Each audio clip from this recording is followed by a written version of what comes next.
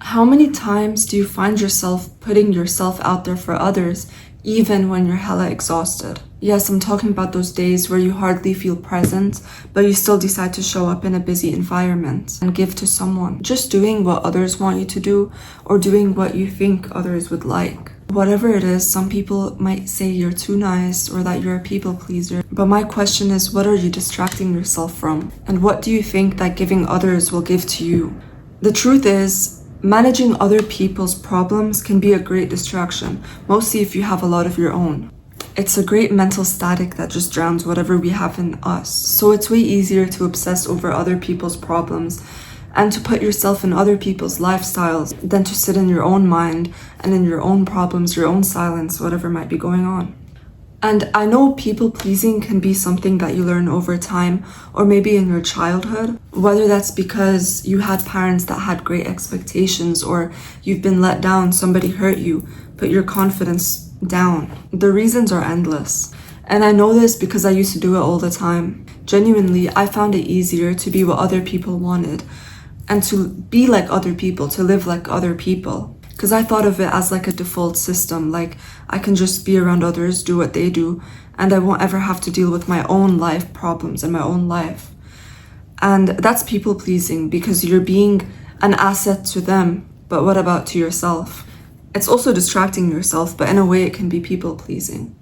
Also, I just wanted to be there for others. I just wanted to make others like me so I can be accepted to their space, because I didn't have my own space and I didn't have any self-compassion for whatever I was going through back then. And also, the people-pleasing I did, it wasn't authentic. It didn't line up with who I actually wanted to be or the lifestyle I wanted deep inside. And I would like to ask you the same thing. What actions align with who you are? And where are you wasting your energy? And what are you distracting yourself from? Also, the heavier layer is just knowing that we have an unfiltered self with all of our flaws, bad days, big emotions, and we all have that fear of just not being enough the way you are. So we all kind of build this mask of like how I should be around others, how I should live, saying yes when deep inside it's a no. It's not about kindness, it's about a shield. In a way, controlling the way others see you so they can never judge that part of you that you haven't accepted or that you don't give self-compassion to. And honestly, you can't fix this with some alpha mindset or whatever, or just hating everyone or isolating yourself.